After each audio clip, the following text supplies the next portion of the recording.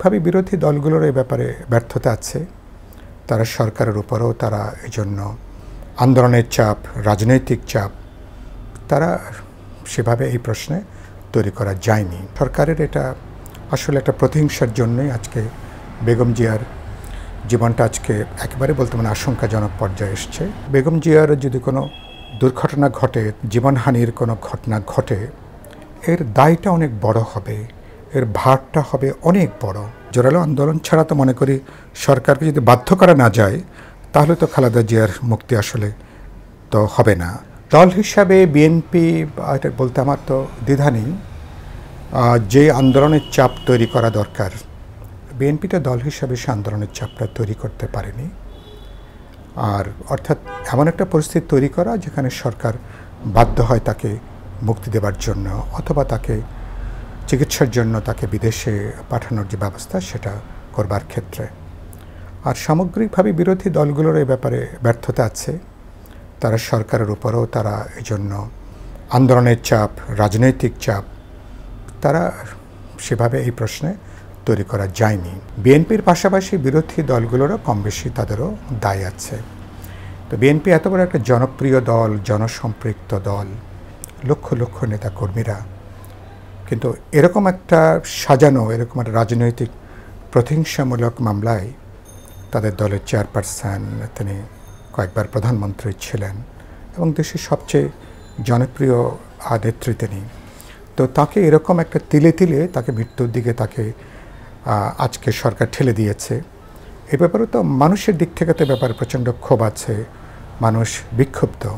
সরকারের এই নীতি বা কৌশল, সরকার যেভাবে একটা আইনের কথা বলে বাস্তবে একটা বিভিন্ন ফরমাইশি মামলার ভেতর দিয়ে তাকে যেভাবে আজকে তার জীবনকে আজকে চূড়ান্ত ঝুঁকির মুখে নিয়ে যাওয়া হয়েছে। তো মানুষ মনে করে যে এটা ঢালাইয়ে দৃঢ়তা, নির্মাণে নিশ্চয়তা, প্রিমিয়ার সিমেন্ট, ঢালাইয়ের রাজা। সরকারের এটা আসলে একটা প্রতিহিংসার জন্যই আজকে বেগম জিয়ার জীবনটা আজকে একেবারে বলতে মানে আশঙ্কাজনক পর্যায়ে এসছে। আমি মনে করি যে এখনও সময় আছে, কারণ বেগম জিয়ার যদি কোনো দুর্ঘটনা ঘটে, তার যদি কোনো জীবনহানির কোনো ঘটনা ঘটে, এর দায়টা অনেক বড় হবে, এর ভারটা হবে অনেক বড়। সরকারি দলের পক্ষে এই ভার এবং এই দায় মোকাবেলা করাটা খুবই কঠিন। ওনার তো এখন আপনি ঠিক এই মুহূর্তে তো ওনার বাইরে যাবারও শারীরিক পরিস্থিতি নেই। তাহলে পরিস্থিতি যখন শারীরিক পরিস্থিতি ছিল, অসংখ্যবার দল থেকে তার পরিবার থেকে কথা পেয়েছে, দেন দরবার পেয়েছে, বিভিন্ন সময় কিছু কিছু শুনেছে যা তারা এক ধরনের পরোক্ষভাবে ইঙ্গিত দেওয়া হয়েছিল যে পরিবার তারা যদি আবেদন করে সরকার বিবেচনা করবে।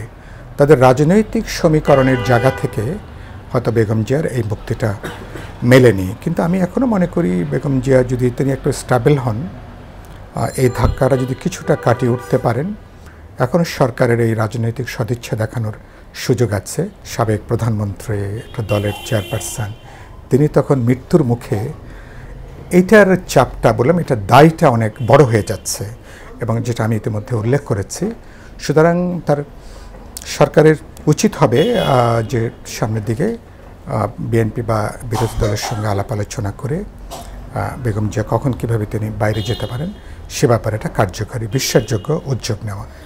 আমরা আন্দোলন কতখানি করতে পারবো জানি না, তবে বিএনপির দিক থেকে তো নিশ্চয়ই ইতিমধ্যেই তারা তো কিছু আন্দোলন কর্মসূচির ভেতরে আছেন। আমার মনে হয় যে বিএনপি নিশ্চয়ই এই ব্যাপারে তারা ভাবনা চিন্তা করবেন এবং গণতন্ত্র মঞ্চ সহ বিরোধী দলগুলোর সাথেও হয়তো আমরা এই ব্যাপারে প্রয়োজনে আলাপ আলোচনা করব যে আমরা তার মুক্তির ব্যাপারে আরও কীভাবে আমরা রাজপথের আন্দোলন সহ কী উদ্যোগ নেওয়া যেতে পারে।